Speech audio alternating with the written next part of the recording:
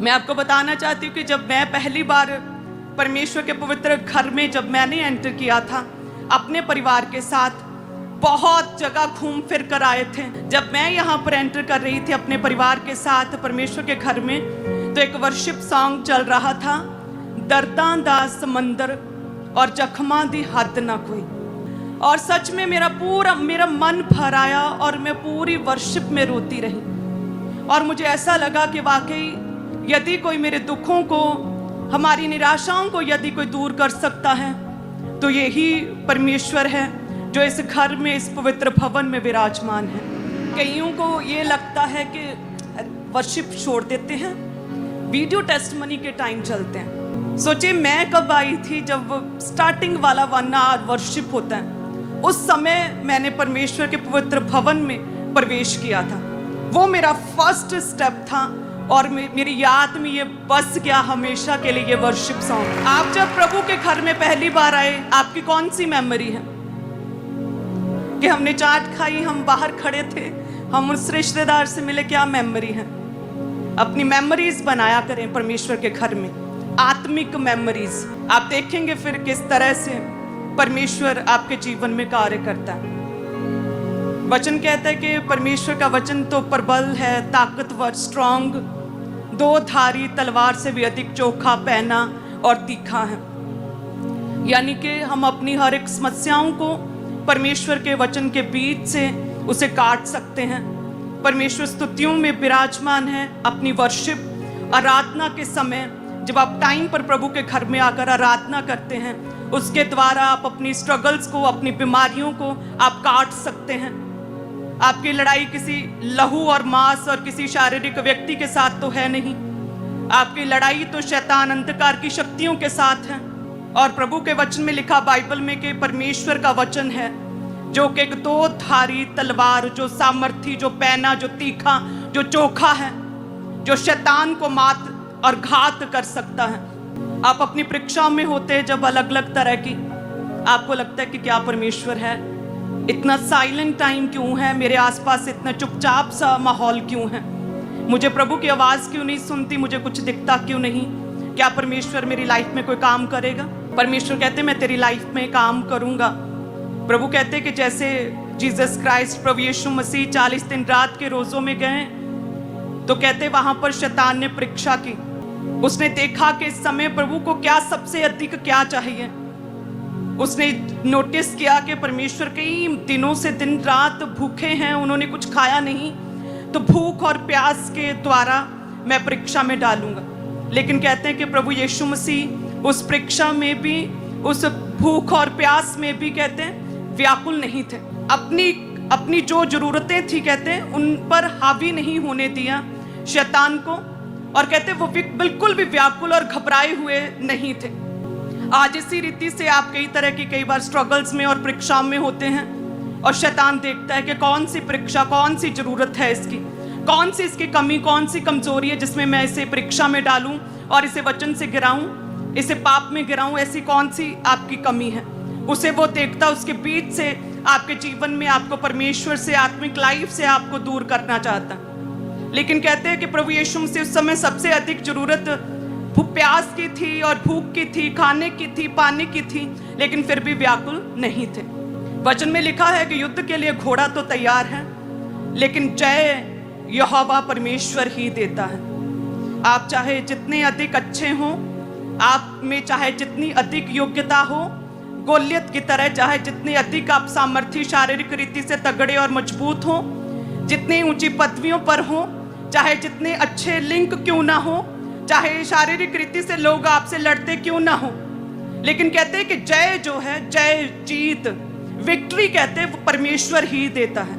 परमेश्वर जय देता है। और देखिए दाऊद जैसा टीनेज लड़का जिसके पास 4-5 रोड़ियां थी, कंकर थे, उसी से घात किया, क्योंकि जय परमेश्वर देता है। दाऊद कहता मैं किसी और के बल से नहीं, मैं किसी और पर भरोसा नहीं रखता, मैं किसी इंसान पर नहीं, मैं अपनी शक्ति, अपने बल पर, अपने शरीर पर भरोसा नहीं रखता हूँ, मैं अपने परमेश्वर यहोवा पर भरोसा रखता हूँ। मैं अपने परमेश्वर के नाम से तेरे पास आता हूँ। यानी कि शब्द, यानी कि प्रभु का वचन, जब वचनों का अंगीकार करते हैं, परमेश्वर आपको छूता है और और शैतान जो परीक्षाओं में आपको डालता है, उन परीक्षाओं से परमेश्वर आपको बाहर निकालता है।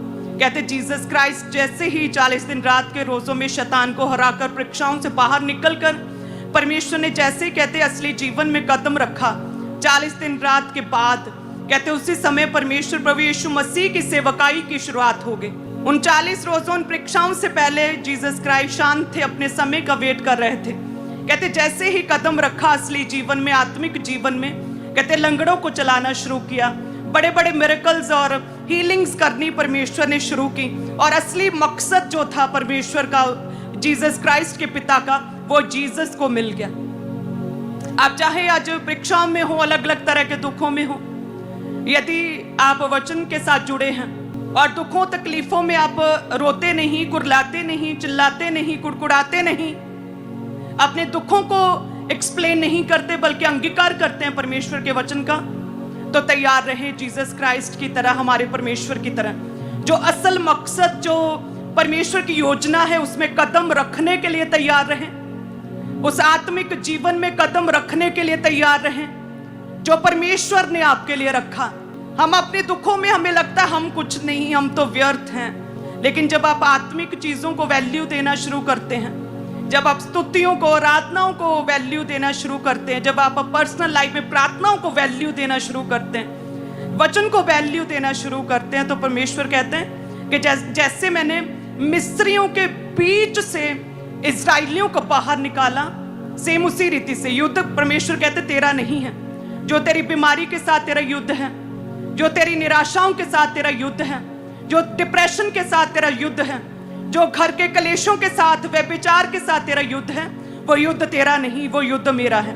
परमेश्वर कहते हैं मिस्रियों के सामने से मैं तुझे बाहर निकालूंगा। जब हम प्रभु के वचन में कहते हैं, प्रभु कहते हैं कि मैं तेरे संग हूं और मैं तेरा परमेश्वर हूं, और कहते हैं कि मिस्रियों के बोझों से ना, तुम्हारे दुखों से, उस अन्य जाति लोगों से जो तुझे जज करते उनके सामने से मैं तुझे बाहर निकालूंगा। ऐसा परमेश्वर कहता है। ये यहोवा परमेश्वर की वाणी है, ये परमेश्वर का वचन है। सो यदि हम परमेश्वर के वचन को पढ़े ही ना, तो कैसे पता चले परमेश्वर क्या बात कर रहा है, क्या वायदा कर रहा है, क्या कह रहा है परमेश्वर। प्रभु ने मुझे सबसे पहले रेमा दिया था कि जिसे मैं ऊंचा करूं उसे कोई भी नीचा नहीं कर सकता।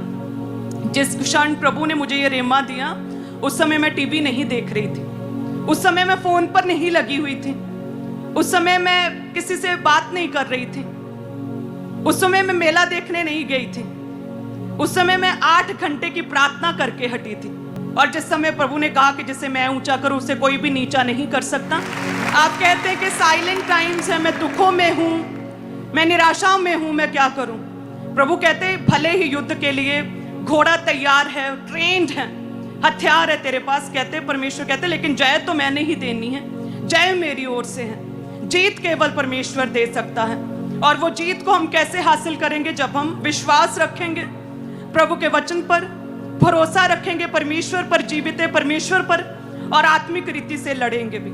सो अपने दुख में कभी भी कहते हैं ना, टेरी नहीं टाणी कती भी, अपने दुख में भी विश्वास रखे परमेश्वर पर कि वो मेरा जीविता परमेश्वर है।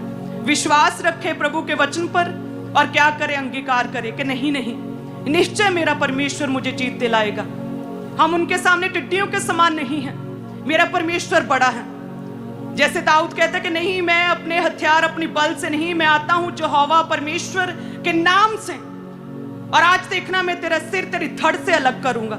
ऐसे शैतान से कैसे लड़ते हैं? फायर प्रेयर्स में, स्ट्रांगली, स्ट्रेंथ के साथ, पावरफुली, अग्रेसिव प्रेयर्स में हम शैतान को घात कर सकते हैं, उसे हरा सकते हैं। क्या तैयार हैं आज से कि अपनी जो भी मीटिंग होती है प्रभु के घर में, हर सेशन हम बड़े ही वैल्यूज के साथ और बड़ी ही आत्मा से और बड़े ही मनन करते, बड़े ध्यान से हर सेशन को अटेंड करेंगे, क्योंकि आपके पास्टर ने जो पहली वर्शिप हुई थी उसी में एंटर किया था प्रभु के घर में, और तभी प्रभु ने छू लिया था। हालेलुया।